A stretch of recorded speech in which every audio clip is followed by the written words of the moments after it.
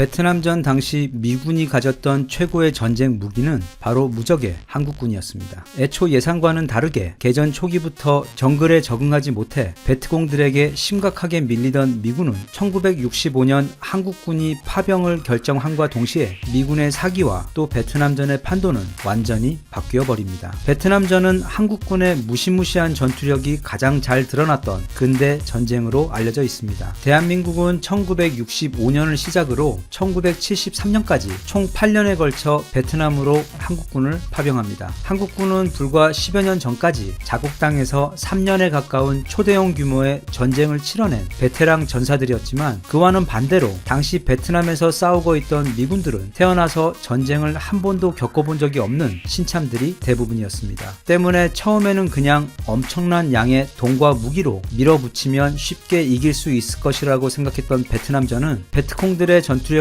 생각보다 훨씬 강했고 또 정글에서의 싸움이 미군에게 너무도 불리하게 작용해서 미군은 연일 계속 베트콩에게 터지며 베트남전은 매우 힘든 싸움이 되어버린 상황이었습니다. 바로 그 골치 아픈 상황을 해결하기 위해 등장한 해결사가 한국군이며 실제로 한국군이 파병되자마자 베트남전은 완전히 다른 상황으로 전개되기 시작합니다. 일단 기본적으로 당시 베트남전에 참전한 한국군 대부분은 그냥 일반 병사들이 아닌 해병대와 특수부대 성격의 인원들이 다수를 구성하고 있었습니다. 또한 그 중에는 한국전쟁에 참여하여 공을 세운 베테랑 전사들도 상당수 섞여 있었기 때문에 당시 한국군은 상대군이었던 베트공은 물론 미군들과 비교해서도 엄청난 전력 차이가 나는 말하자면 전쟁 괴물들이었습니다. 아주 쉬운 예로 병사 한 명의 개인 전투력을 나타내는 사상자 교환 비율 기록을 보면 미군이 아주 잘 싸웠을 때 대략 9대1을 기록했습니다. 즉 미군 한 명이 9명의 베트공을 살상했다는 뜻입니다. 그런데 한국군은 파병 초기부터 즉시 25대1을 기록하더니 금방 정글에도 적응하고 베트공 전략도 파악을 하고 나니 전쟁 후반기에 가서는 무려 100대1까지 그 수치를 올려버립니다. 마치 말벌 한 마리가 꿀벌 수백 마리를 상대하는 것과 같은 상황이었던 것입니다. 그래서 양쪽의 수가 비슷한 전투가 벌어지거나 아니면 한국군의 수가 조금이라도 많은 경우에는 그냥 한국군에 의한 일방적인 사륙전이 벌어졌고 그런 상황은 베트남전 전반에 걸쳐 한국군이 진행한 약 5만 9천 번의 작전에서 반복적으로 벌어졌습니다. 한국군 참전 이전의 베트콩들은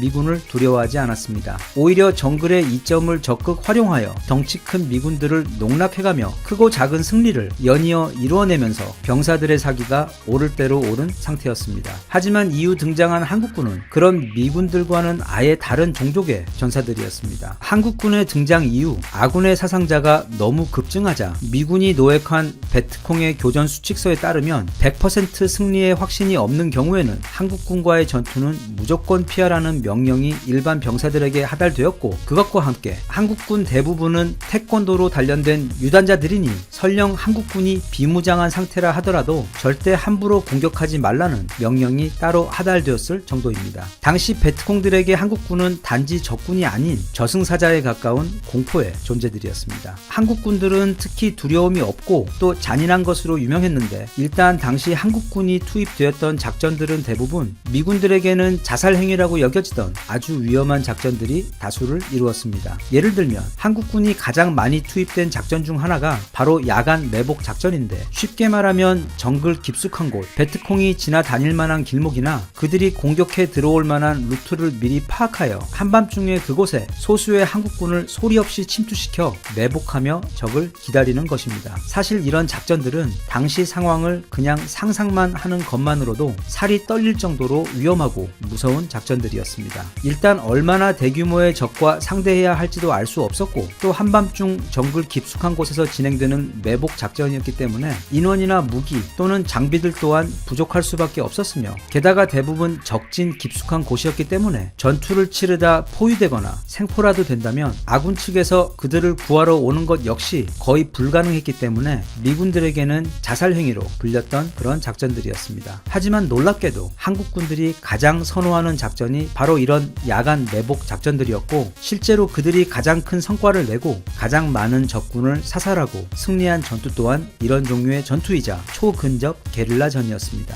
그리고 한국군은 만약 아군이 한 명이라도 당하면 눈이 뒤집혀버리며 끝까지 적을 쫓아가 반드시 복수를 하는 것으로 유명했습니다. 그리고 그것도 그냥 공격하는 것이 것이 아닌 전쟁 중 상상할 수 있는 가장 잔인한 방법으로 복수를 해서 적군들로 하여금 감히 한국군을 향해 공격할 마음이 생기지 않도록 하였는데, 같은 미군들 역시 한국군에 대해 이야기할 때에는 한국군은 너무도 잘 싸우지만 지나치게 잔인해서 자기들도 무섭다는 인식이 지배적이었습니다. 그도 그럴 것이 한국군이 주둔하는 부대에는 부대 주변으로 베트콩들의 머리가 걸려있는 경우가 많았고, 아예 지난밤 부대를 습격해 왔다가 사살당한 베트콩의 머리를 배낭에 매달고 다니기도 해서 전투에서 밀리거나 포위되어 생포될 상황에 놓인 베트콩들은 한국군에게 잡히기보다는 그 공포심에 스스로 목숨을 끊는 일이 많았다고 합니다. 이런 이유 때문에 베트콩들은 한국군이 주둔하고 있는 부대는 피하고 미군들로만 이루어진 부대만을 골라 공격하는 일이 흔하였는데, 그래서 당시 미군들 사이에서는 한국군이 있는 곳이 베트남에서 가장 안전한 곳이다 라는 말이 나돌 정도로, 미군들은 만약 자기 부대 내에 한국군이 주둔하고 있으면 마치 세상에서 제일 강력한 부대의 보호를 받고 있는 것처럼 안전함을 느끼고 그들의 존재를 고마워했다고 합니다. 그럼 한국군이 그냥 겁이 없고 잔인하기만 해서 그렇게 잘 싸웠던 것이냐 하면 당연히 아닙니다. 전 세계에서 제일 머리가 좋은 사람들로 이루어진 군대인데 설마 그럴 리가 있겠습니까? 당시 미국 하원 국방위원장의 증언을 보면 한국군의 전투 방식을 엿볼 수 있습니다. 그의 말에 따르면 미군의 경우 적으로부터 사격을 받으면 일단 뒤로 물러나 포격 지원을 요청하는데, 그런 경우 대부분 이후 포격 지원이 이루어졌을 때에는 적은 이미 자취를 감추고 사라진 경우들이 많았다고 설명하며, 그런데 한국군들은 그런 미군과는 다르게 일단 공격을 받게 되면 단순히 적에게 대응 사격을 하며 수비를 하는 게 아니라 사격이 들어온 방향을 즉각 파악하여 부대를 2개 또는 3개로 신속하게 쪼개어 적이 도망칠 수 있는 퇴로부터 재빨리 막아 그들을 포위한 후 동시에 적을 공격하여 무엇보다 한 번 들어온 적이 절대 살아서 도망칠 수 없도록 하였다고 증언했습니다. 또한 미군은 당시 베트콩이 점령하고 있던 어느 요새를 몇 년에 걸쳐 공격하고 있었지만 계속 성공하지 못했고, 오히려 적의 지능적인 수비 때문에 수천 명의 사상자를 내며 계속된 실패와 좌절로 병사들의 사기가 바닥에 떨어져 있었는데, 그 부대에 한국의 해병대가 합류하게 됩니다. 이들 한국 해병대는 파병 직후 상황을 재빨리 파악한 후 적 요새 공격 작전을 짠 다음 즉시 침투 작전을 감행하였는데, 작전 개시 단 2시간 만에 적군 제압 완료, 아군 피해 무, 생포한 적 압송 중 3마디를 담은 무전을 사령부로 보내오게 됩니다. 이 사건이 있자 미군 사령부는 도대체 자신들은 지난 수년간 수만 발의 포탄을 쏘아대고 수천만 달러의 돈을 쏟아부으며 미군 수천 명의 전사자를 냈음에도 불구하고 성공하지 못했는데, 한국 해병대는 그걸 불과 2시간 만에 점령해버린 것에 대해 자기들 미군이 너무 약했던 것인지 아니면 저들 한국인들이 뭔가 이상한 사람들인 것인지 도대체 이 결과를 어떻게 해석해야 할지 모르겠다고 매우 혼란스러워했다고 합니다. 또 다른 예는 그 유명한 청룡부대의 일화입니다. 1967년 짜빈동 지역에 주둔하고 있던 청룡 11중대는 어느 날 무려 적군 3개 대대가 한꺼번에 밀려드는 총공격을 받게 됩니다. 당시 청룡부대의 인원은 대략 70여 명밖에 없었으나 공격하던 적군은 약 2,000명이 넘었습니다. 베트콩들은 그동안 한국군에게 당한 것을 안갚음하기 위해 오랜 시간 작전을 준비하여 이번에는 아예 작정을 하고 대규모 부대를 이끌고 공격을 해온 것이었습니다. 게다가 당시 청룡 부대는 기관총이나 포탄 보급을 전혀 받지 못해 무기와 탄약 역시 AK 소총과 기관포 등으로 무장한 적군에 비해 턱없이 부족했던 상황이었기 때문에 적군의 대규모 공격 소식을 전해들은 사령부에서는 너무도 당연히 청룡 부대의 괴멸을 예상하고 있었습니다. 하지만 청룡 부대는 침착하게 상황을 살피고 적의 수가 너무 많다고 판단되자 과감하게 적을 부대 내로 유인한 후 그렇게 한 곳으로 모여든 적의 정확한 위치를 후방에 무전으로 보내 포격 지원을 받아 공격하는 영민함을 보인 것과 동시에 한국군의 괴멸을 걱정한 사령부에서 헬기를 동원하여 지원 병력을 보내려고 하자 포격 공격에 방해가 될 수 있다며 오히려 거절을 합니다. 이후 청룡 부대는 이미 부대 내부까지 밀고 들어온 적들을 상대로 5시간이 넘는 피 튀기는 백병전을 치러내며 결국 승리하는데, 그게 끝이 아니라 퇴각하는 적을 끝까지 쫓아가 적군 대부분을 사살하는 무슨 만화에나 나올 법한 말도 안 되는 성과를 거두게 됩니다. 이 이 전투로 인해 당시 청룡부대 전원이 1계급 특진을 했고 미국 대통령 또한 그 용맹함을 기리며 훈장을 수여했으며 이들 청룡부대는 미군들 사이에서 일약 스타가 되어 타 미군 부대에서 이들을 견학하러 오는 일도 많았다고 합니다. 천사와 악마가 한 인간 안에 공존하는 마치 아수라 백작과도 같은 한국인들의 특성상 전투를 치를 때는 이런 무시무시한 면을 보이기도 하지만 그것과 함께 한국군을 유명하게 만든 것은 바로 월남인들에 대한 한국군의 따뜻한 마음이었습니다. 당시 베트콩들은 베트남 민간인들 사이에 섞여 지내며 거짓 정보를 제공하여 아군을 함정으로 유인하여 몰살시키거나 도움이 필요하다고 유인한 후 갑자기 주민들이 숨겨두었던 무기를 꺼내어 아군을 사살하는 일이 빈번하게 일어났습니다. 때문에 아군 입장에서는 누가 베트콩이고 누가 민간인인지 구분할 길이 없었고 그래서 늘 경계를 늦출 수 없는 상황이었습니다. 하지만 당시 미군들은 한국군들이 베트콩들과의 전투에서는 저렇게 무서운 괴물이 되어 싸우면서도 월남인들에게는 단순히 친절한 것을 넘어 수시로 대민 지원을 하며 그들의 삶을 도우려고 하는 모습을 보며 이해할 수 없다는 반응을 보였습니다. 그중 가장 유명한 예가 바로 고보이 사례인데 맹호 부대가 주둔하고 있던 고보이 지역에서 그 지역 월남인들이 전쟁으로 인해 먹을 것이 없어 굶주리자 사령부에서 따로 지시 같은 것도 없었는데 맹호 부대는 직접 나서서 그들이 농사를 다시 지을 수 있도록 댐을 만들어 준 것이었습니다. 이 일은 전 세계 언론에 대서특필되었고 영국 런던 타임즈에서는 한국군의 이런 선행 때문에 그들은 한밤중에 칠흑 같은 어둠 속에서 그 지역을 지나가도 총격이나 복병 기습에 대한 걱정을 하지 않아도 되었다고 지적하며 만약 미군들이 한국군의 이런 고보이 정신을 배울 수만 있었다면 베트남전은 진작에 승리했을 것이라고 기록했습니다. 벌써 50년도 더 지나버려 이제는 서서히 잊혀져가는 전쟁이 되어버렸지만 당시 베트남전에 참전했던 우리 파병 군인들은 가난했던 조국을 위해 자신의 피를 팔아 우리 대한민국이 다시 일어설 수 있게 해준 국가의 은인들이자 오늘날 이렇게 풍요롭고 아름다운 대한민국에서 살고 있는 우리들 모두가 커다란 빚을 진 자들이며 무엇보다 세계 만방에 우리 한국인의 용맹함을 알린 자랑스러운 대한민국 최고의 전사들이기 때문에 그들의 희생과 명예가 앞으로도 소중히 기억되고 지켜지길 바랍니다. 대한민국 만세. 감사합니다.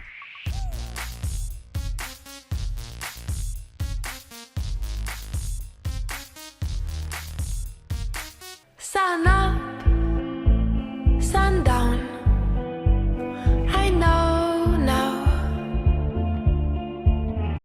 이미 알고 계시는 분들도 많으시겠지만 올해 이 2025년은 우리나라와 관련된 여러 예언들에 있어서 가장 중요한 해입니다. 예언에 의하면 2025년은 우리나라가 지금보다도 훨씬 더 높은 수준의 엄청난 초강대국으로 올라서기 바로 직전 스스로를 자정하기 위한 마지막 커다란 진통을 겪은 다음 또 지난 5천년 동안 위쪽과 아래에서 끊임없이 괴롭힌 덕에 온갖 불행과 괴로움을 겪어야 했던 우리 민족이 그 길고도 힘들었던 역사를 종결하고 어느 날 갑자기 찾아온 거대한 전 지구적 재앙으로 인해 완전히 리셋되어버린 이 지구에서 새로운 주인이자 최강대국으로 솟아오르는 그 격변의 시발점이 되는 해가 바로 올해 2025년이라고 전해지고 있습니다. 또한 그 격변의 과정에서 특히 옆나라 일본의 경우 차마 말로 다 표현하기 힘든 수준의 끔찍한 피해를 입고 말하자면 그 천연 방파제 3분의 2가 거대한 지진으로 인해 하루아침에 바닷속으로 침몰해버리며 사실상 그 이후 국가가 사라져버리는 데다 또 위쪽 중국 역시 그 재앙의 과정과 피해로 인해 여러 나라로 급작스럽게 분열되어버리며 오늘날 우리가 알고 있는 그 중국 또한 완전히 사라져버리고 그렇게 그 가운데 비교적 온전한 한반도만 남기고 한국의 아래 위가 전에 없던 큰 변화가 시작된다고 하는 해가 바로 올해 2025년입니다.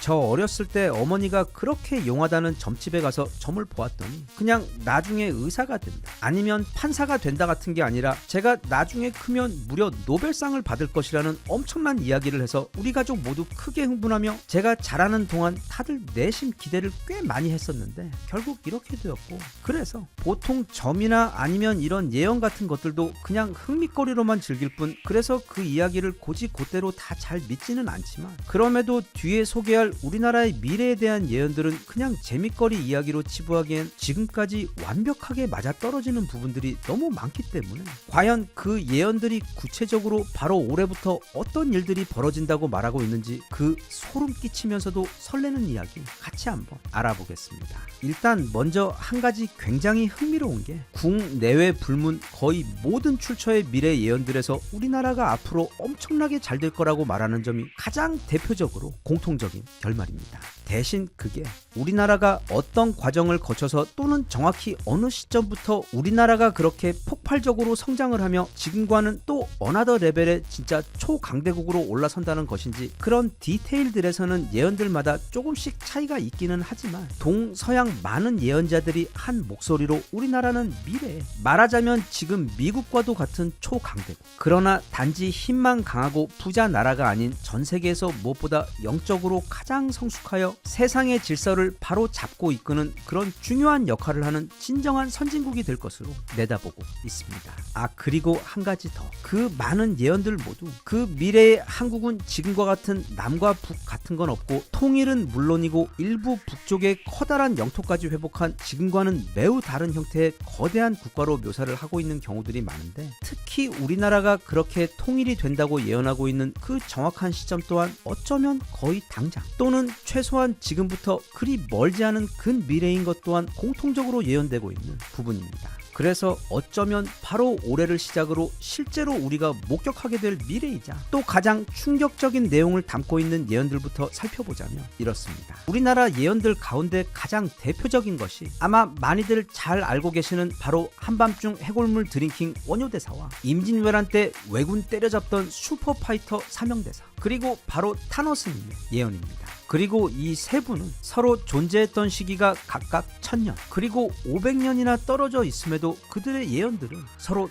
놀랍도록 일치합니다. 원효대사의 예언은 그 전에는 잘 알려지지 않았는데 1967년 문무대왕 수종릉을 발굴하던 중 거기서 원효결사라는 그의 예언을 담은 16개의 석판이 발견되면서부터 세상에 알려졌습니다. 공개된 원효결사의 내용을 보면 대표적으로 이런 놀라운 예언들이 기록되어 있습니다. 참고로 원효대사는 서기 600년대 신라시대 승려입니다. 그는 고려 왕조의 출현과 그 말로를 정확하게 예언하고 있고, 특히 조선시대에 대해서는 나라의 왕과 선비들이 글만 숭상하며 힘을 천시하다 결국 임진년에 이르러 외 침략으로 강산이 초토화되고 나라의 온 국토가 피로 물든다고 예언을 했습니다. 나아가 이후 먼 미래 경술년이 되면 나라가 다시 한번 외에게 침략을 당하는데, 이때는 국가가 멸망한다고 예언하고 있으며 정축년에 침략자들은 북쪽에 있는 큰 나라를 공격하며 운명을 재촉하게 되고, 결국 을류년이 되면 우리나라에서 스스로 물러가게 될 것이나, 이 불행한 나라는 경인년과 신묘년 형제가 둘로 나뉘어 싸우며 결국 고각이 분단되어 민족이 둘로 나뉘는 슬픈 상황이 될 것이라고 예언을 남겼습니다. 그런데 이 예언들은 1000년 뒤 사명대사가 남긴 예언들과도 정확히 일치하는 부분이 많습니다. 사명대사는 정확한 시기는 남기지 않았지만 임진왜란을 겪은 직후에 2번의 망국의 위기를 또다시 겪게 될 것이라고 예언을 했는데, 다들 잘 알다시피 실제로 정묘호란과 병자호란이 찾아왔고, 실제로 그때 조선은 국가가 뼈만 남긴 채 간신히 살아남았습니다. 그리고 사명대사는 자신이 살았던 그 시대, 즉 16세기 후반부터 약 400년 후 조선의 운명은 하늘의 기운을 받아 다시 열릴 것이며, 그때는 전 세계를 호령하는 커다란 힘을 가진 강대국이 되어 있을 것이라고 예언을 했지만, 대신 그 전에 외세에 의해 조선이라는 나라가 멸망하고 거기에 더해 같은 민족이 둘로 갈려 서로 죽을 때까지 싸우다 거의 쭉 다 살아나는 끔찍한 비극이 있을 것이라고 예언했는데, 그 예언들은 현재 모두 다 그대로 실제 역사로 남아 있습니다. 타너스님은 1913년 태어나 1983년 입적하신 아무래도 가장 최근의 인물이다 보니 그 내용이 매우 구체적이고 현재 진행형이며, 또 이미 생전에도 한국 전쟁과 베트남 전쟁 발발 예언 등 그 예지력이 매우 신통해서 나라에서도 인정을 받고 있던 분이셨는데, 참고로 현재 대전에 있는 국립묘지의 털을 잡아준 것도 바로 이 타너 스님입니다. 그는 아직 우리나라가 많이 배고팠던 지난 1970년대 우리가 근 미래 세계 세계 10손가락 안에 드는 강력한 경제 부국으로 올라설 것이며 또한 문화적으로 전 세계의 중심지가 될 것이라고 예언을 했는데 당시에는 아무도 이 말을 믿지 않았습니다. 하지만 그가 사망한 1983년 이후 약 40년도 되지 않은 시점에 이미 그 예언들은 모두 현실로 이루어졌습니다. 또 타노스님은 월악산 영봉 위에 달이 뜨고 그 달빛이 물에 비치고 나면 이후 약 30년 후쯤 처음으로 여자 임금이 등장한다는 예언을 남긴 적이 있는데 그때 당시 월악산 주변에는 물이 일체 없어서 사람들이 의아해했으나 1985년 충주댐이 들어서게 되면서 실제로 물이 생기며 달빛이 그곳에 비치게 되었고 그 이후 29년 후 실제로 우리나라에는 최초의 여성 대통령이 등장하여 그 사건 이후 타노스님의 다른 예언들까지 크게 주목을 받으며 알려지게 되었습니다. 한편 그가 남긴 가장 중요한 예언들은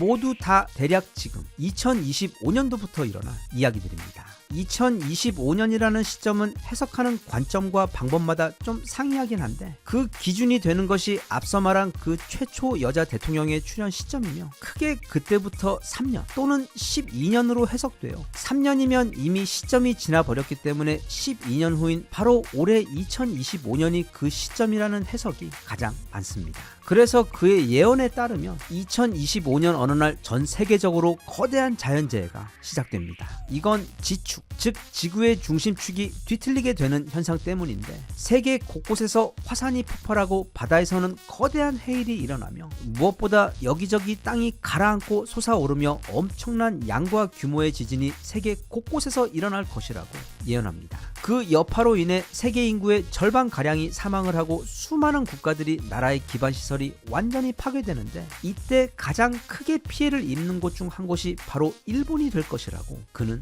예언했습니다. 일단 섬으로 된 그 일본의 국토 중 무려 3분의 2가 강력한 지진들의 힘으로 순식간에 바닷속으로 가라앉게 되고 또 거대한 화산이 폭발하면서 그 땅 위 사람들 중 살아남은 사람이 거의 없을 것이며 나라가 완전히 사라진다고 예언했는데 그는 그게 과거로부터 그들이 쌓아온 어떤 업보에 의해 벌어지는 끔찍한 결과로 그의 표현을 그대로 빌리자면 지금도 그 아래의 땅은 그들을 빨아들여 잡아먹기 위해 지옥의 문을 열고 기다리고 있다고 표현을 한 바 있습니다. 그리고 그때 살아남은 사람들의 경우 한국에게 의지하여 생명을 부지할 수 있게 되는데 왜냐하면 그 전 지구적인 난리 속에서도 가장 안전하고 피해가 적은 곳이 바로 우리나라이기 때문입니다. 그건 우리나라의 땅이 이 지구에서도 가장 오래된 땅이자 딱 지구의 지축 위에 위치하고 있어 사방이 뒤틀리고 무너지는 상황에서도 우리 한반도는 단지 온전한 것뿐 아니라 오히려 서쪽 바다에서 새로운 땅이 솟아오르며 영토가 넓어지기까지 한다고 예언을 했습니다. 중국 또한 대륙의 중심에 위치하고 있기 때문에 그 피해가 무척 클 것인데 중국은 그 피해들의 여파로 나라가 작은 나라들로 잘게 쪼개지어 우리가 오늘날 알고 있는 그 중국은 더 이상 존재하지 않을 것으로 내다보고 있습니다. 타노스님은 그렇게 한번 세상이 리셋이 된 이후 한국은 즉시 통일이 되어 다시 한 국가를 이루는 나아가 북쪽 만주와 러시아 지역의 과거 발해의 영토까지도 다시 회복하여 거기다가 서해에 새로 융기한 땅까지 포함하여 지금과는 매우 다른 거대한 크기의 땅을 소유한 새로운 국가이자 전 세계에서 가장 강력한 국가가 되어 이후 우리는 전 세계를 이끄는 중심 국가가 될 것이라고 예언했습니다. 알고 있습니다. 이게 얼마나 믿기 어려운 상상인지. 하지만 과거 1950년대 예언자들이 지금 우리나라의 미래를 내다보며 같은 이야기를 했을 때도 사람들은 아무도 믿지 않았을 겁니다. 그건 마치 지금 미얀마 같은 위태롭고 힘없는 작은 나라가 수십 년 안에 세계 10대 경제 초강대국이 되고 세계인들이 그들의 언어를 배우고 그들이 만든 노래를 따라 부르며 그들의 음식이 연일 최고의 화제가 되고 또 그들의 영화와 드라마가 세계 1위를 연일 장식하고 전 세계 어느 나라를 가든 그들이 만든 차가 도로를 누비며 그게 경제든 스포츠든 아니면 문화든 뉴스에서 그들이 세계 1위 자리에 서 있는 것이 너무도 익숙한 그런 날이 곧 도래할 것이라고 했다면 마찬가지로 아무도 믿지 않았을 것입니다. 이 세상은 신비로운 곳입니다. 우리는 이 우주에 대해 또는 우리의 근원과 운명에 대해 사실 아는 것이 거의 없으며 과학은 그 겉표면만을 아주 조금 해석해주고 있을 뿐이기 때문에 언제든 어떤 일이든 또는 어떤 기적이든 벌어질 수가 있는 곳이 바로 우리가 살고 있는 이 세상이고 우리들의 삶입니다. 부디 우리 또 우리나라 미래에 대한 그 예언들이 꼭 실현되어 우리가 다시 통일된 강력한 나라가 되어 세상을 호령하고 세계인 모두를 더 좋은 미래로 이끄는 그런 날이 곧 찾아왔으면 좋겠습니다.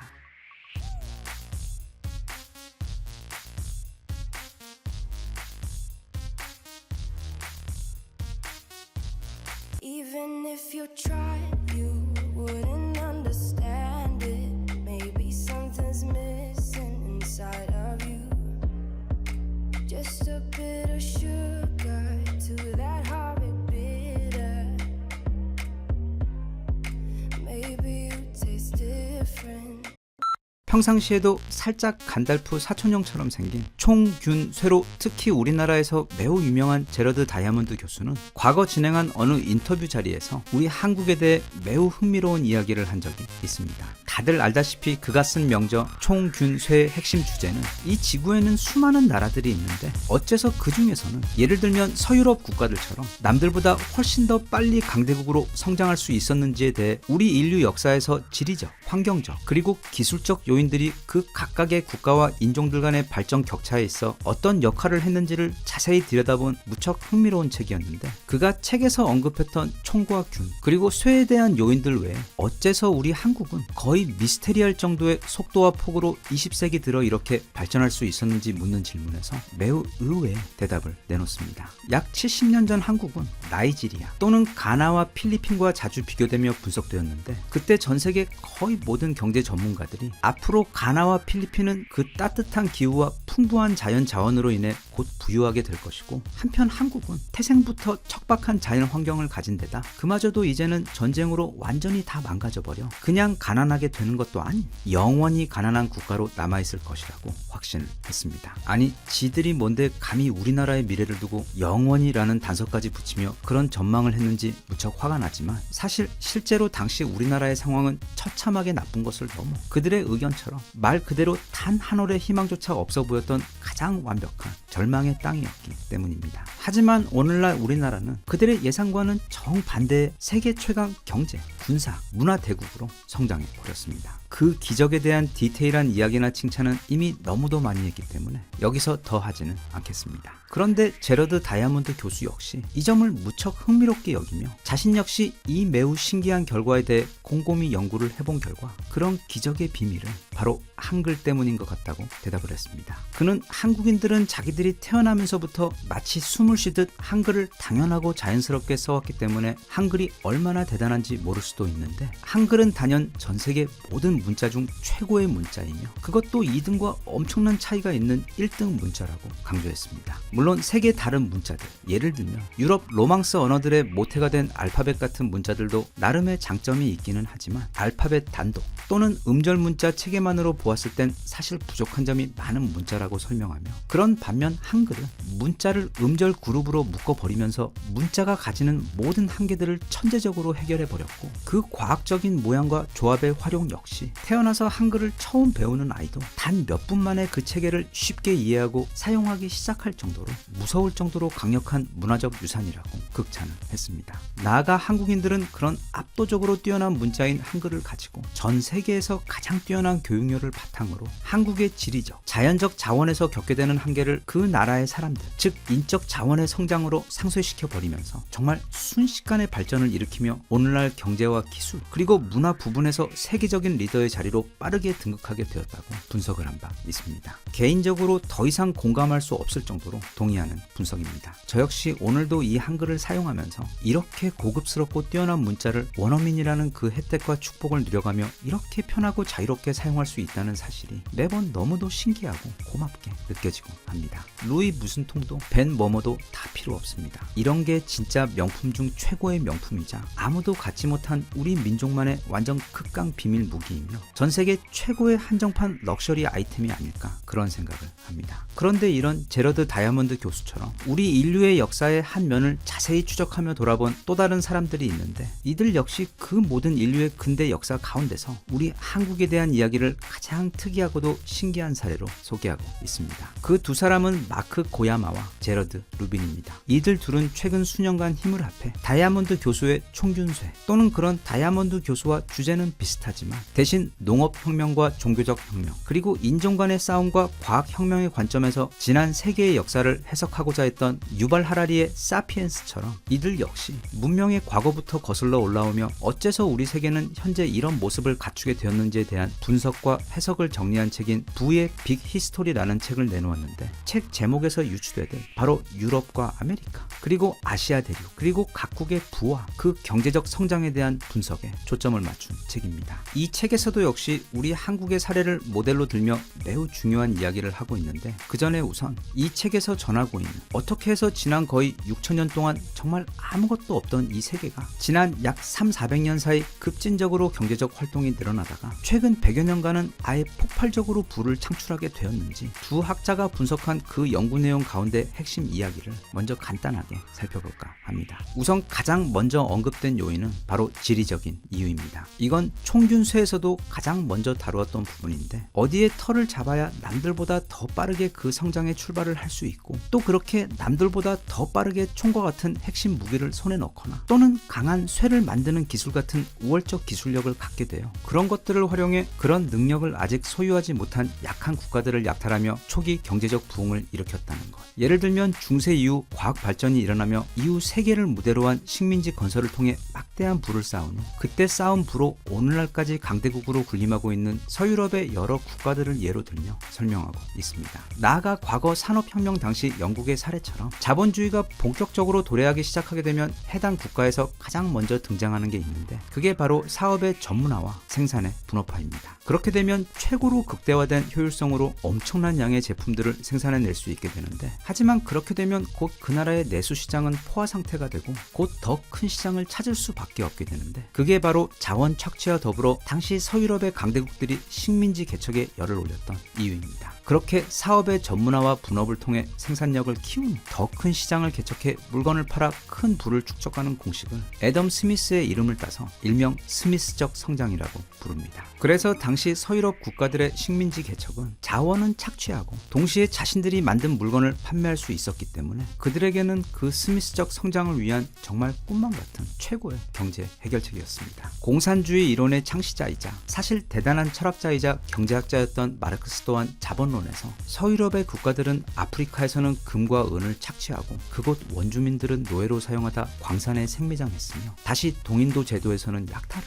아프리카에서는 상업적 노예 사냥을 하며 해당 지역과 국가들을 초토화시켜버리면서 쌓아올린 초기 자본이 그들의 근대적 경제체제의 근간이 되었다고 주장하며 그가 이런 글을 쓰고 있던 그 당시에 벌어지던 중국을 향한 영국의 아편 전쟁도 함께 지적하며 지구 전반을 무대로 한 그들의 만행은 지금도 계속되고 있는 중이라고 한탄을 했습니다. 예를 들면 가장 대표적으로 영국 경제의 경우 그런 식민지 건설과 진짜 악마도 울고 갈 수준의 착취와 약탈로 쌓은 초기 자본이 이후 산업혁명과 맞물리게 되며 여기 그래프에서 보이는 것처럼 그야말로 폭발적인 수직 성장을 이뤄냅니다. 이건 영국 외 당시 스페인과 네덜란드 그리고 벨기에 같은 나라들에게서 공통적으로 보이는 부분인데 이 지도에서 보이는 것처럼 당시 세계 지도 중 아시아 지역을 빼놓고 거의 전부 다 이 몇몇의 서유럽 나라들의 식민지가 되어 끔찍한 착취를 겪어야 했습니다. 거기다가 또 노예 무역으로 아프리카에서 유럽과 북미로 보내진 노예의 숫자만 해도 무려 1200만 명에 달하는데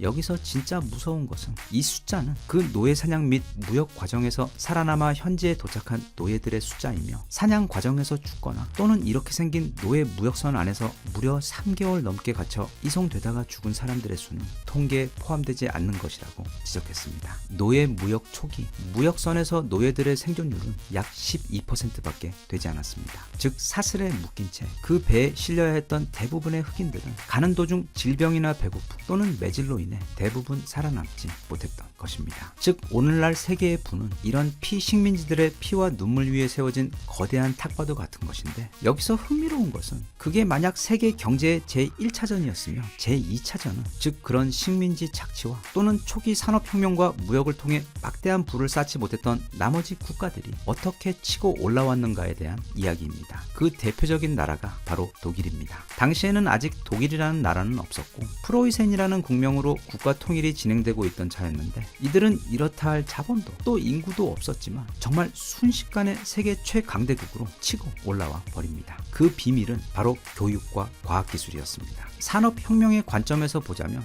영국이 시발점이 되어 촉발된 제1차 산업혁명이 증기기관과 기계 그리고 생산의 분업화를 통한 혁명이었다면, 프로이센을 중심으로 시작된 제2차 산업혁명은 바로 과학혁명이었는데, 과학의 성과를 기술과 융합하여 사회 모든 곳에서 엄청난 혁신을 만들어내며 빠르게 나라의 힘과 부를 키웠던 방법입니다. 예를 들어 프로이센은 더욱더 강력한 강철을 만드는 기술을 누구보다 빨리 찾아내며 그 기술을 바탕으로 나라의 도로와 다리 그리고 비행기와 대형 선박을 만들어냈고, 그리고 아주 당연히 엄청난 양의 무기를 만들어냈는데, 그들은 여기다 더해 자신들에게 부족했던 화약과 같은 전쟁 자원을 충당하기 위해 화학 및 생물학 과학 연구 성과들을 활용해 치명적인 무기들을 만들어내며, 이후 그런 무기 분야에서의 엄청난 발전이 과도한 자신감으로 이어지며 결국 세계 1차 대전 그리고 2차 대전을 일으키게 되는 단초가 되기도 했습니다. 여기서 그들은 또 국민들의 교육 부분에 있어서도 일종의 혁신을 일으켰는데, 그게 바로 오늘날 우리가 공교육이라고 부르는 교육 시스템입니다. 프로이센 이전까지는 오늘날처럼 국가에서 운영하는 이런 거대한 스케일에 마치 공장에서 학생을 찍어내듯 만드는 공교육 시스템이 전 세계 어디에도 없었습니다. 하지만 당시 군사와 경제 부분 모두에서 빠르게 혁신을 일으키며 엄청난 속도로 성장하고 있었던 프로이센에게는 다른 무엇보다 더 많은 군인과 또 더 많은 공장 노동자가 필요했습니다. 하지만 인구수가 적었기 때문에 대신 보유하고 있는 소수의 국민들을 신속하게 교육해서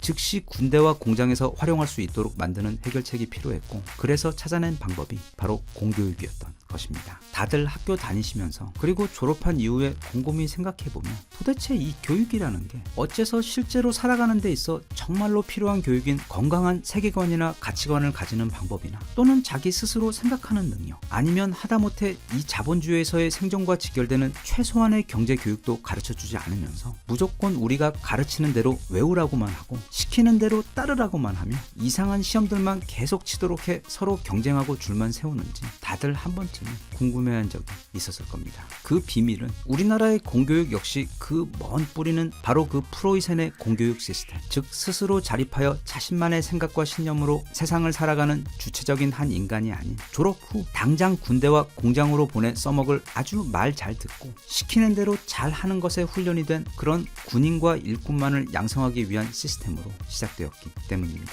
프로이센의 공교육 시스템은 각국의 정부 입장에서는 너무도 편리한 시스템이었기 때문에 처음에는 미국 정부에 의해 도입되었고, 그게 다시 일본에 도입된 이후 강점기 시절 우리나라에게 도입된 것으로 이제는 사실 북유럽의 일부 국가들을 제외하고는 전 세계 모든 국가에서 이 시스템을 사용하고 있는 실정입니다. 아무튼 개국 첫 10년 동안 프랑스의 나폴레옹에게 엄청나게 두들겨 맞으며 국력의 필요성을 처절하게 깨달은 프로이센은 이후 앞서 말한 과학과 실용기술 그리고 교육에서의 혁신을 통해 후발주자였음에도 불구하고 1871년 독일 통일을 이룬 직후부터 세계 2차 산업혁명의 사실상 1등 주자가 될 수 있었고, 물론 두 번의 전쟁으로 나라가 완전히 망가져 버렸지만 그럼에도 오늘날 세계 2위 경제 대국이자 강대국으로 아직도 당시 혁신의 힘을 누리고 있는 상황입니다. 이런 독일의 경제 성장 역사와 아주 비슷한 사례가 바로 우리나라입니다. 이게 우리나라와 나이지리아의 경제 성장을 비교한 그래프인데, 갑자기 뜬금없이 왜 나이지리아를 우리랑 비교하나 생각될 수도 있는데, 과거 아직 우리가 잘 살지 못했을 때에는 우리나라는 아프리카의 국가들이나 필리핀 같은 나라들과 주로 비교가 되는 전 세계 최빈국이자 후진국이었기 때문입니다. 심지어 그렇게 비교되던 당시에는 그 나라들이, 특히 필리핀 같은 나라들의 경우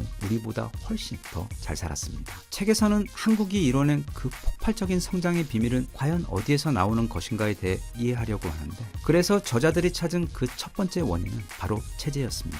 즉 민주주의냐 아니면 공산주의냐의 차이를 말하는데, 이제는 우리 모두가 잘 알다시피 공산주의는 실패한 체제입니다. 그들이 말하는 그 모두가 공평하게 잘 사는 유토피아는 유토피아라는 라틴어의 어원처럼 오직 책 속의 이론으로만 존재하는 체제라는 것이 지금 한국과 북한의 극명한 결과로 가장 확실하게 증명이 되어버린 상태입니다. 즉 절대로 죽지도 않고 어떤 불가능도 가능하게 만들어버리는 최강 불사조 민족인 우리 한민족도 공산주의 같은 잘못된 체제의 틀에 갇혀버리게 되면 지금의 북한처럼 끔찍한 결과에 도달할 수 있으며, 그 반대로 제대로 된 체제로 운영된다면 지난 50년 동안 우리나라가 보여준 그 기적 같은 정말 폭발적으로 발전해버리는 저력을 보여주는 것처럼 체제의 차이가 일단 가장 크다고 설명을 합니다. 그 다음 요인으로는 제러드 다이아몬드 교수도 그리고 엘빈 토플러도 지적했던 바로 그 아무도 못 말리는 교육열을 꼽았으며, 끝으로 동아시아 대륙 끝에 위치한 한국의 지리적 위치는 원래는 그 척박한 지형과 진짜 상종하기 힘든 그 괴팍한 날씨 때문에 발전에 저해가 되지만, 그걸 달리 보면 중국과 러시아 그리고 일본이라는 경제 대국들 또는 잠재적 경제 대국들 사이에 위치하고 있기 때문에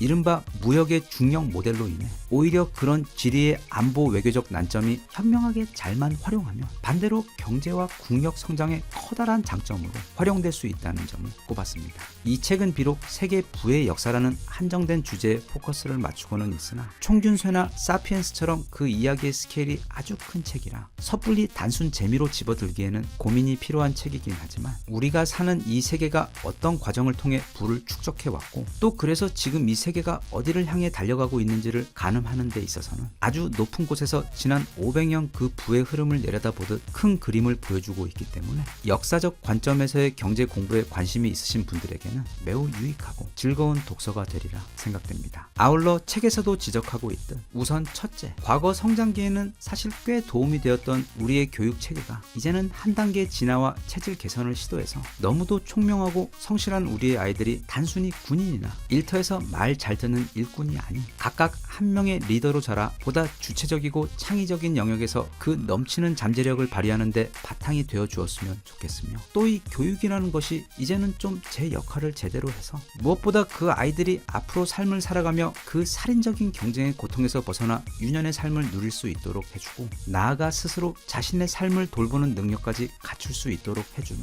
그런 보다 건설적이고 실용적인 교육 시스템으로 우리나라의 교육 체질이 진화를 할 수 있었으면 좋겠습니다. 참고로 이 공교육의 뿌리인 그 프로이센, 즉 독일의 현재 대학교 진학률은 채 50%도 되지 않습니다. 둘째로는 우리가 하는 것에 따라 우리에게 치명적인 약점이 될 수도, 또 그 누구도 갖지 못한 가장 강력한 강점이 될 수도 있는 우리의 지리적 또는 지정학적 환경을 잘 활용했으면 좋겠는데, 지금 말한 바로 그 두 가지에서 앞으로 현명한 변화들이 일어날 수만 있다면 그게 우리나라가, 그리고 우리나라 국민들이 지난 70년간 이뤄낸 그 기적에서 다시 한번 더 크게 도약해서 지금까지보다도 더욱더 강하고 행복한 미래로 우리가 가야 할 길이 아닌가 싶습니다. 꼭 그렇게 되었으면 좋겠습니다. 대한민국 만세. 감사합니다.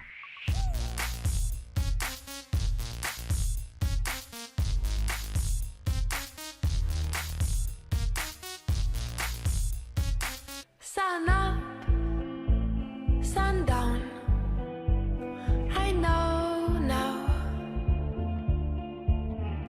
월드컵이 시작되기 바로 그 직전에 현재 지구에 살고 있는 모든 37살 중 가장 부자이자 또 세계에서 가장 큰 주유소를 운영 중인 우리 빈살만 큰 형님께서 한국을 방문했습니다. 개인 재산 추정 약 3천조 원. 하지만 실제 액수는 전 세계 그 어떤 기관에서도 모른다는 저 우주의 별만큼이나 많은 돈을 가지고 있는 이 지구별 최고 부자답게, 빈살만 형님은 명동에 있는 롯데호텔 본점 신관을 그냥 통째로 빌려버리며 가볍게 현금 플렉스를 해주시고는 이후 한국에 온 목적인 우리 기업들과의 비즈니스 미팅을 통해 기존 전문가들의 예상을 훌쩍 뛰어넘는 총 26건의 계약들, 금액으로는 약 40조 원에 달하는 쇼핑을 하시고는 그 다음날 아주 쿨하게 떠나버렸습니다. 우리나라에서 이런 커다란 경사가 있은 직후, 그가 비행기를 타고 떠난 직후에 전 세계 언론을 떠들썩하게 만든 아주 커다란 사건이 벌어졌습니다. 바로 빈살만이 한국에서 출발한 다음 행선지인 일본을 패싱해버리고는 곧바로 태국으로 날아간다는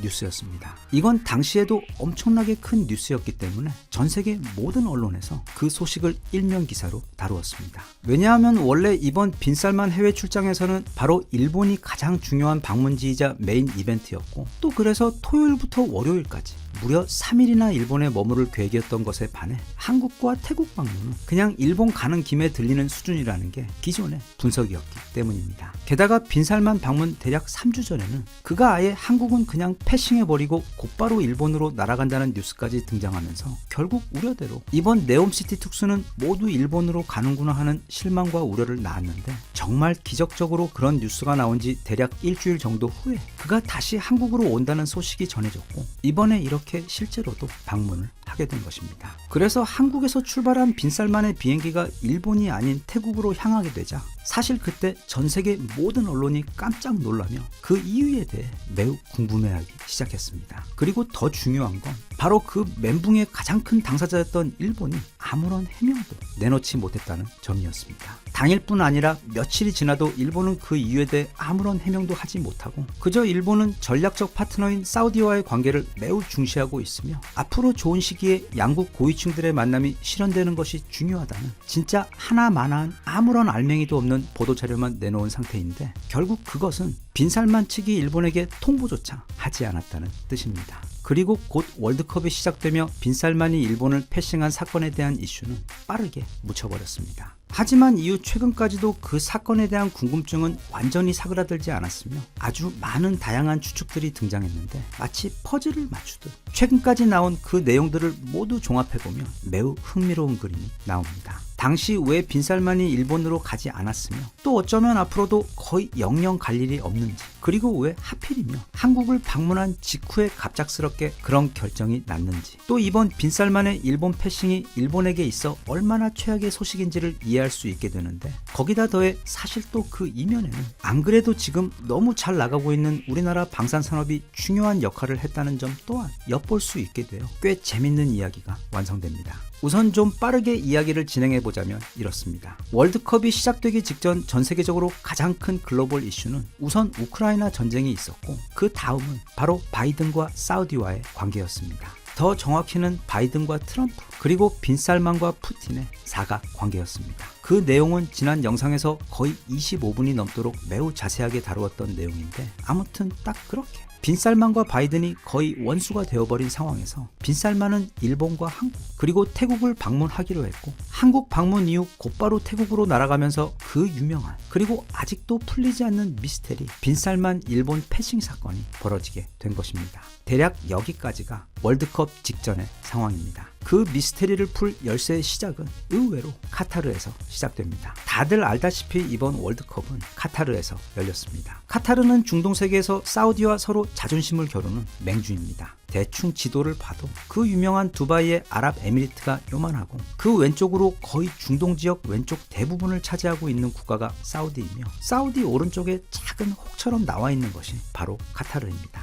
사이즈로만 봐서는 둘은 아예 비교 자체가 되지 않습니다. 그리고 인구 또한 사우디가 약 3천만 명에 육박하는 데 반해 카타르는 그 10분의 1인 280만 명이고, 그마저도 그중 카타르 국적은 약 28만 명으로 실제 인구는 30만 명이 조금 안 되는 작은 나라입니다. 하지만 카타르는 1인당 GDP가 약 8만 9천 달러로 전 세계 3위에 올라있는 부국이며, 그냥 왕족들만 엄청 잘 사는 게 아니라 거기 왕이 또 굉장히 쿨해서 왕도 또 국민들도 모두 엄청나게 잘 사는 국가로, 그래서 자존심과 자부심이 전 세계 어디에도 뒤지지 않을 정도로 엄청나게 셉니다. 참고로 카타르는 일단 국민들 중 누구든 대학만 졸업하면 나라에서 집을 한 채 무료로 빌려주고, 또 그 집에서 10년을 살면 집을 빌린 사람이 그 집을 공짜로 가질 수 있게 됩니다. 게다가 카타르는 전기와 수도 그리고 의료비에다 교육비까지 모두 무료이며 소득세도 없습니다. 그 부의 원천은 중동의 여느 국가들답게 지하 자원인데, 특이하게도 석유는 거의 나지 않고 대신 천연가스만 엄청나게 나옵니다. 그래서 우리나라의 초대형 LNG 운박 선박들을 카타르가 그렇게나 많이 사갔던 것입니다.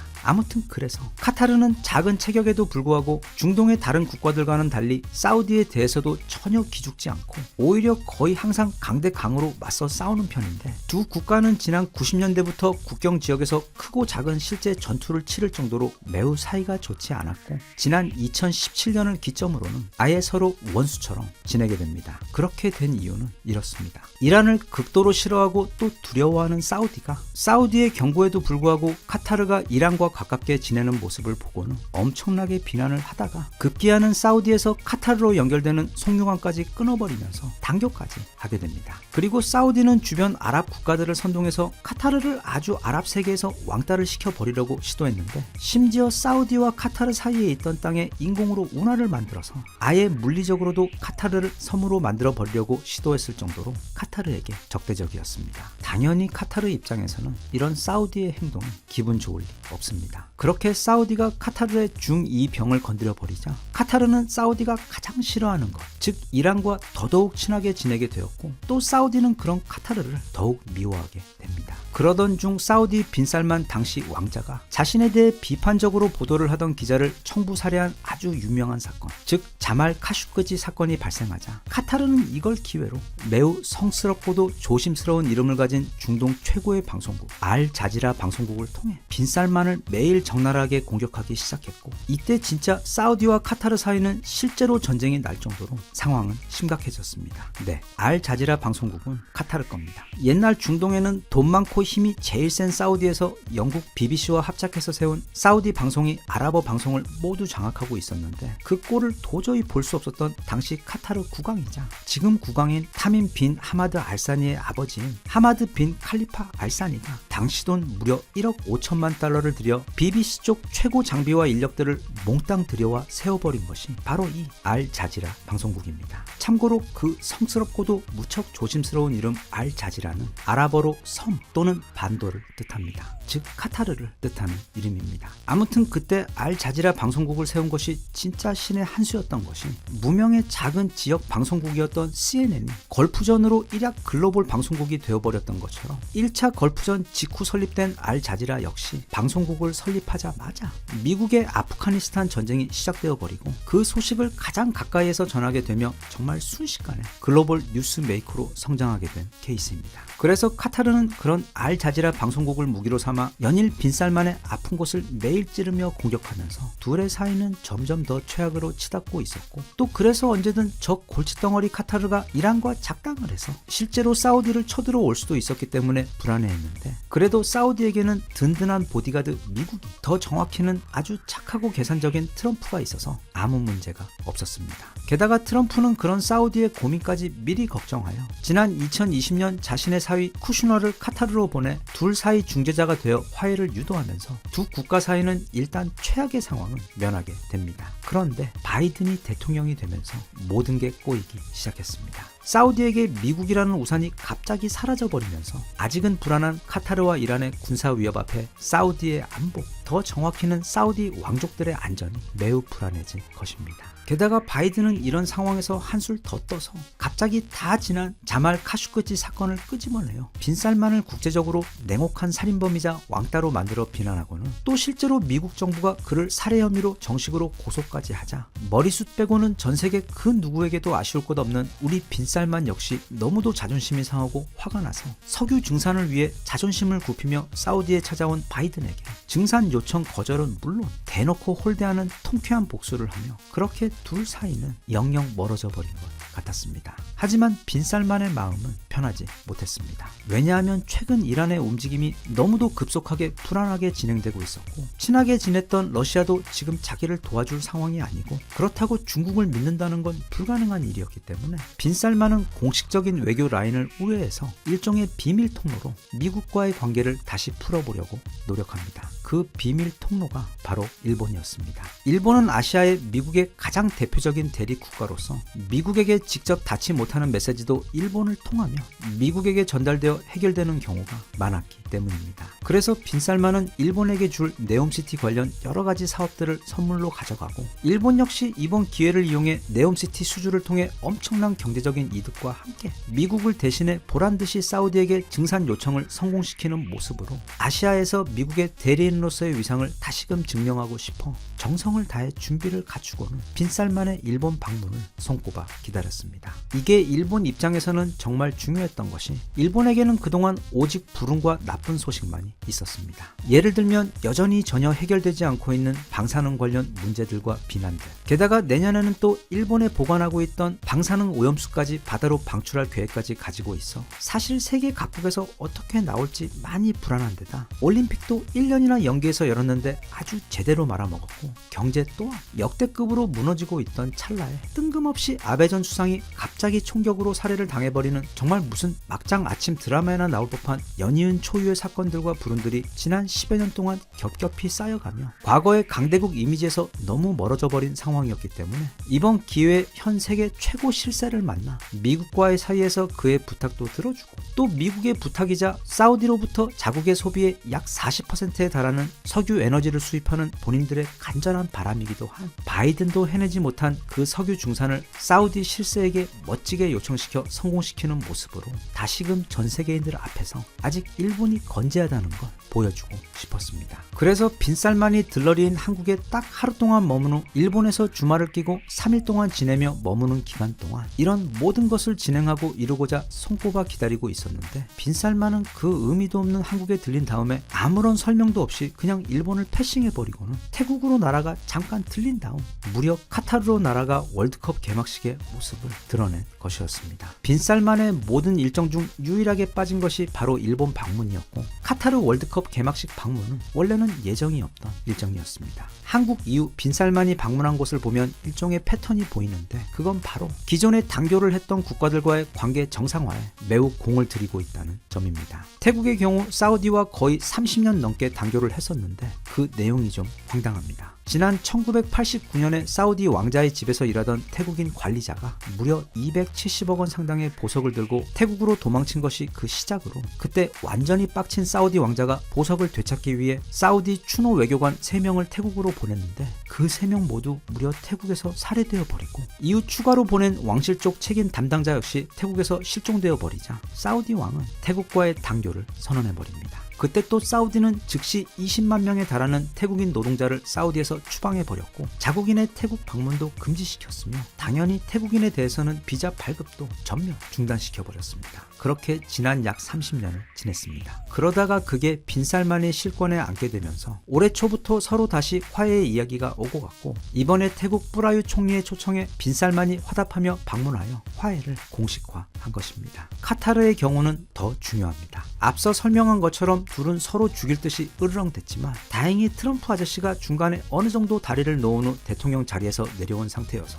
이번에 카타르에서 월드컵이라는 커다란 경사가 있는 것을 기회로 삼아 빈살만은 직접 개막식에 참석해 모습을 드러냄으로써 전 세계인들 앞에서 카타르 왕의 위상을 세워주고 또 카타르 왕은 그런 빈살만이 고맙기 때문에 그렇게 둘은 이제 서로 막 사랑하는 사이가 되면서 완전히 화해를 하게 된 것입니다. 하지만 물론 이렇게 카타르와 화해를 하게 되면서 기존의 가장 큰 걱정이었던 카타르와 이란의 위협 문제가 어느 정도 해결이 된 것 같지만 그래도 아직 미국과는 화해를 하지 못했기 때문에 그 불안 요소는 여전히 남아있는 상태였습니다. 또 바로 그것이 이번 일본 방문의 가장 큰 이유였기도 했는데 그런데도 빈살만은 그렇게 중요한 일본을 완전히 패싱해버리고는 월드컵 개막식의 모습을 나타낸 것입니다. 거기에는 그럴 만한 이유가 있었습니다. 왜냐하면 딱 빈살만이 우리 한국에 와 있던 그때 그러니까 지난 11월 17일에 미국 정부에서 과거 카수크지 암살 사건에 대해 빈살만을 완전히 면책한다는 발표를 공식적으로 해버린 것입니다.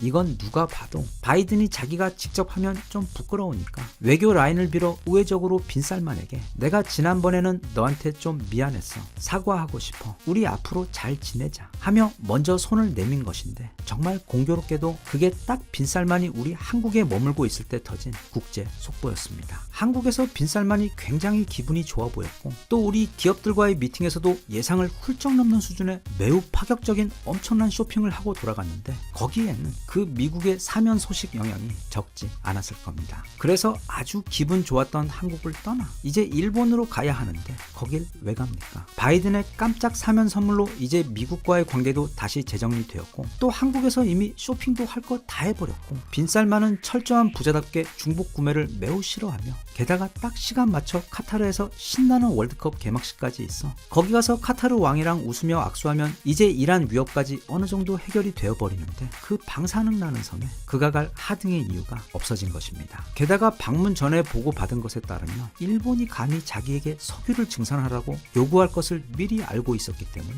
더더욱 가기 싫었을 겁니다. 그래서 전 세계에서 가장 그 누구의 눈치도 보지 않는 진정한 쿨가이답게 일본에게 당일 노쇼를 때려버리고는 그 이유조차 설명해주지 않아버림으로써 그게 의도되었던 것이든 아니든 간에 결과적으로 일본을 전 세계인들 앞에서 대망신을 줘버린 것입니다. 이번 빈살만의 방문을 잘 보면 빈살만도 너무 만족하고 해피하고 우리도 그렇고 태국도 그랬으며 카타르 역시 최고로 만족하며 모두가 너무도 만족했던 매우 성공적인 여행이었습니다. 오직 일본만 전 세계인들 앞에서 대대적으로 엄청난 망신을 당하며 예전의 강대국의 위상을 되찾기는커녕 그 정반대의 초라한 지금 상황을 더없이 확실하게 증명해버린 매우 슬픈 사건이 되어버린 것입니다. 그런데 이게 끝이 아닙니다. 아마 조만간 우리나라 언론에서 빈살만의 이름과 사우디가 또 한 번 요란하게 오르내릴 일이 있을 예정입니다. 왜냐하면 이번에 최근 사우디가 2030 프로젝트의 나머지 세부 부분들에 대해 추가로 공개를 했는데 이전 네옴시티 관련 부분들 같은 민간 분야의 건설,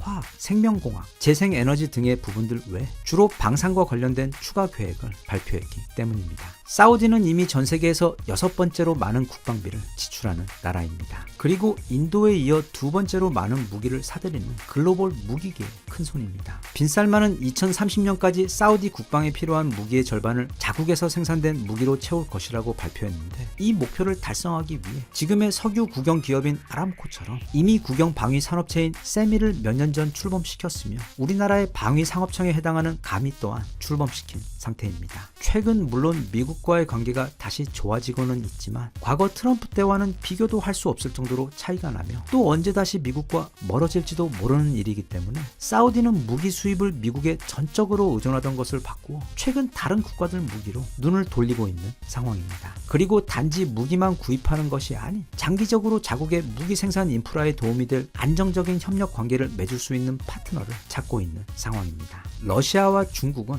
그 답이 되어주지 못합니다. 아무리 빈살만이 푸틴과 시진핑과 최근 친하게 지낸다고는 하나 사우디는 지난 수십 년 동안 나토 무기를 써왔는데 러시아 무기들은 나토 무기 체계와 전혀 호환이 되지 않아 사용할 수 없고 또 제정신이 있다면 절대로 중국 무기를 쓰지 않을 것이기 때문에 사실상 유일하게 남은 대안은 지금 폴란드가 그렇게 하듯 우리나라 무기를 그것도 종류별로 기술과 함께 대량 구입을 하는 것이어서 최근 들어 폴란드를 기점 삼아 유럽 전체를 공략하려는 우리나라 방산산업의 확장 전략과 그 시점도 정말 기가 막히게 잘 맞아떨어지며 그렇게 우리는 사우디의 무기고를 채워주면서 동시에 그들에게 생산 공장도 세워주며 기술도 이전하여 앞으로 폴란드라는 유럽 허브 외 거기다가 이제는 사우디라는 중동과 아프리카의 허브가 생길 확률이 현재로서는 적지 않아 보입니다. 신뢰와 속도를 목숨처럼 여기는 가장 믿을 수 있는 나라인 우리 대한민국에게 사우디와 아랍의 무장을 맡겨주고 나아가 네옴시티 관련 더 많은 일감도 나누어 주어 그렇게 한국과 사우디가 서로 엄청나게 윈윈할 수 있는 그런 미래가 꼭 우리에게 찾아왔으면 좋겠습니다. 오랜만에 한 번 더 알라 만세, 대한민국 만세. 감사합니다.